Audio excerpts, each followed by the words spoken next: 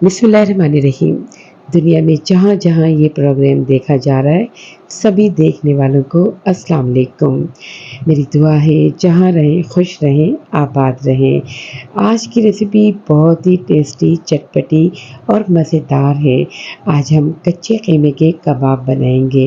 कच्चे क़ीमे के कबाब जो कि बहुत ही मज़ेदार और टेस्टी बनकर तैयार होते हैं। तो इसके अंदर हम बहुत ही मज़ेदार से मसाले शामिल करेंगे जिनसे ये बहुत ही करारे और बहुत ही ज़बरदस्त किस्म के बनकर तैयार होंगे। तो सबसे पहले एक पैन के अंदर 2 टेबलस्पून हम साबित धनिया डालेंगे।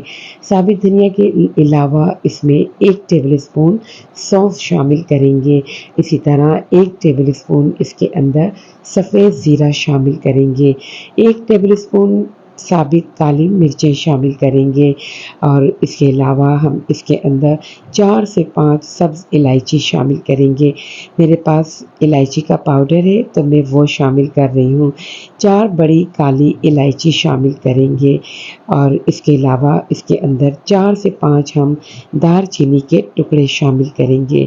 छोटे पीसेस में मेरे पास मौजूद हैं तो मैंने कुछ 6 से 7 शामिल किए हैं। फ्लेम को बिल्कुल स्लो रखेंगे और स्लो फ्लेम पे इसे ड्राई रोस्ट कर लेंगे। मसाले अच्छे से ड्राई रोस्ट करने हैं। आपको खुद अंदाज़ा हो जाएगा जब एक प्यारी सी खुशबू आना शुरू हो जाएगी तो बस मसालों को हमने जो साबित मसाले लिए हैं इन्हें ड्राई रोस्ट करेंगे। ड्राई रोस्ट करने के बाद हम इसे किसी दूसरे पॉट में ट्रांसफ़र कर देंगे और इस पैन के अंदर हम 1 कप बेसन शामिल कर देंगे और फ्लेम को बिल्कुल स्लो रखेंगे। फ्लेम स्लो करते हुए इसको हम रोस्ट कर लेंगे। बेसन को भी हमें अच्छी तरह से रोस्ट कर लेना है। बेसन की भी जब अच्छी सी खुशबू रोस्ट होने की आना शुरू हो जाएगी तो स्टोव को ऑफ़ कर देंगे। इसके अलावा हम प्याज लेंगे जो कि रफली कट की हुई है।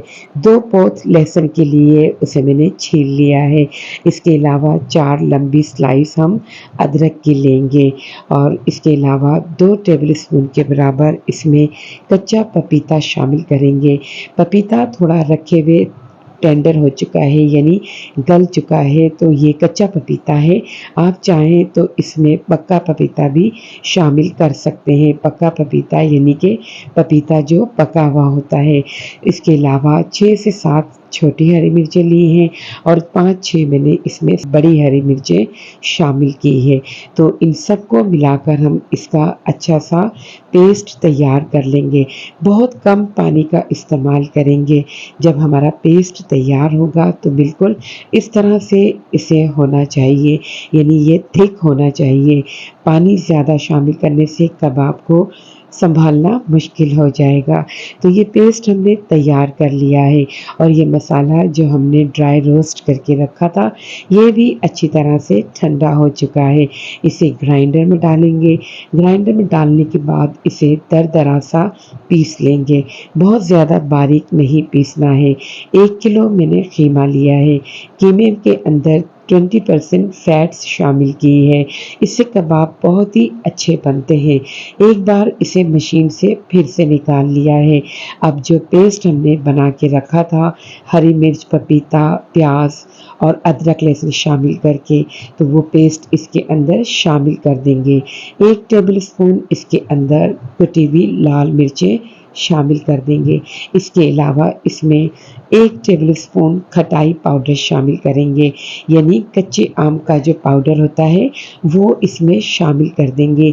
अगर आपके पास अवेलेबल नहीं है तो आप इसमें 2 टेबलस्पून लेमन जूस भी शामिल कर सकते हैं।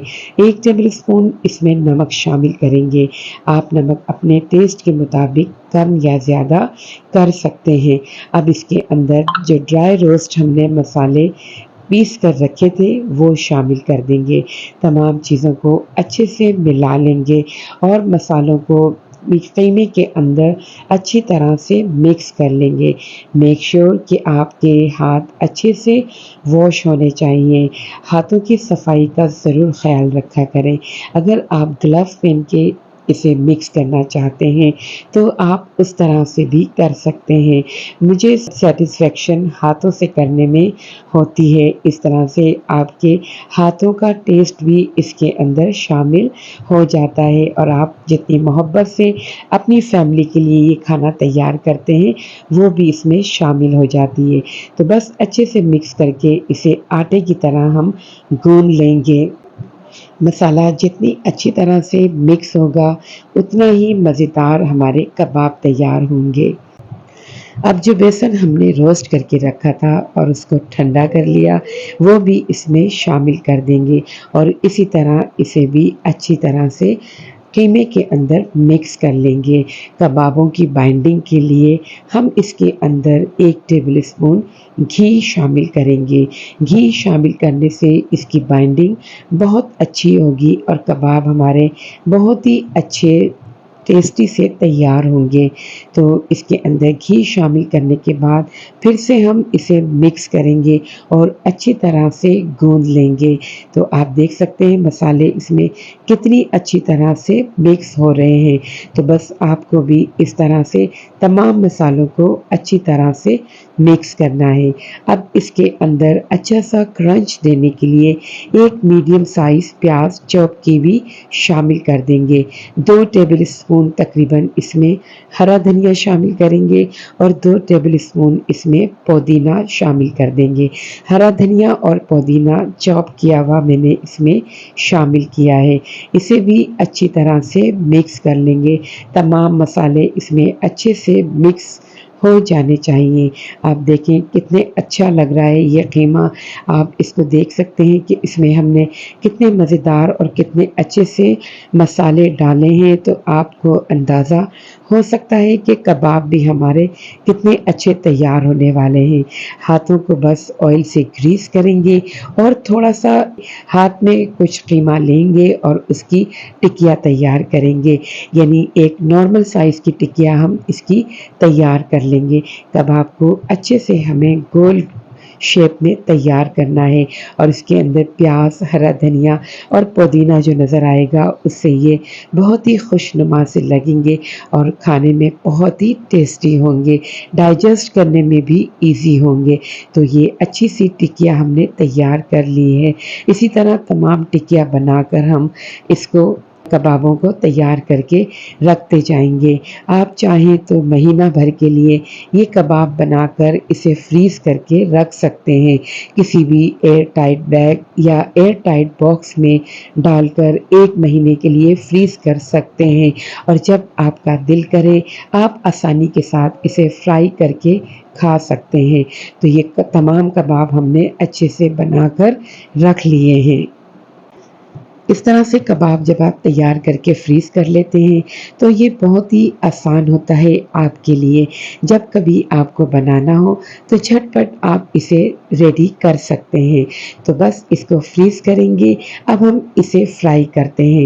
एक फ्राइंग पैन लेंगे और फ्राइंग पैन के अंदर हम 2 टेबल स्पून कुकिंग ऑयल शामिल कर देंगे। फ्लेम को ऑन कर देंगे। बहुत कम ऑयल के अंदर ये कबाब फ्राई हो जाते हैं। अगर आप डाइट पर हैं तो आप इन कबाबों को बहुत ही मज़े से खा सकते हैं। 2 टेबल स्पून में पैन भर के आप अच्छे से कबाब रेडी कर सकते हैं। एक-एक करके ये कबाब मैं फ्राइंग पैन के अंदर डालती जाऊँगी और इसे फ्राई करेंगे। फ्लेम को बिल्कुल स्लो कर देंगे। बिल्कुल स्लो फ्लेम पर हमने इसे तैयार करना है क्योंकि कीमा हमारा कच्चा है। हमने कीमे को तैयार करके 1 घंटे के लिए रख दिया था और उसके अंदर तमाम मसाले भी शामिल करके अच्छे से मिक्स कर दिए थे। एक साइड को हम 4 मिनट के लिए फ्राई करेंगे, बिल्कुल स्लो फ्लेम पर। इसी तरह जब ये 4 मिनट तक अच्छे से फ्राई हो जाएँगे तो हम इसकी साइड को चेंज कर देंगे और दूसरी साइड भी इसी तरह 4 मिनट के लिए पका लेंगे और ये कबाब हमारे स्लो फ्लेम पे अंदर तक बहुत अच्छे से पककर तैयार हो जाएँगे। तो बहुत ही मज़ेदार और बहुत ही टेस्टी ये कबाब जब आप बनाएँगे तो यकीन करें आपको बहुत अच्छे लगेंगे। तो मज़ेदार सी ये रेसिपी आप ज़रूर ट्राई कीजिएगा। मुझे उम्मीद है मेरी और रेसिपीज़ की तरह ये रेसिपी भी आपको बहुत अच्छी लगेगी। तो बस गरम-गरम कबाब हमारे रेडी हो गए। इसे डिश आउट करते हैं, निकालते हैं। बड़े मज़े के और आसानी के साथ तैयार होने वाले ये कबाब हमने प्लेट में निकाल लिए हैं।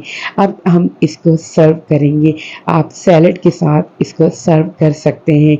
इसके अलावा ये इमली की चटनी और रायते के साथ बहुत मज़ेदार लगते हैं। इमली की चटनी और रायता दोनों का कॉम्बिनेशन इसके साथ बनता है और ये बहुत ही टेस्टी बहुत ही मज़ेदार किस्म के कबाब हमारे रेडी हुए हैं। आप जब इसे खाएँगे तो मज़ा ही आ जाएगा। मुझे उम्मीद है आप इसको ज़रूर पसंद करेंगे। रेसिपी अगर अच्छी लगी है तो लाइक ज़रूर कर दीजिएगा। चैनल पर अगर नए हैं तो सब्सक्राइब करना मत भूलिएगा।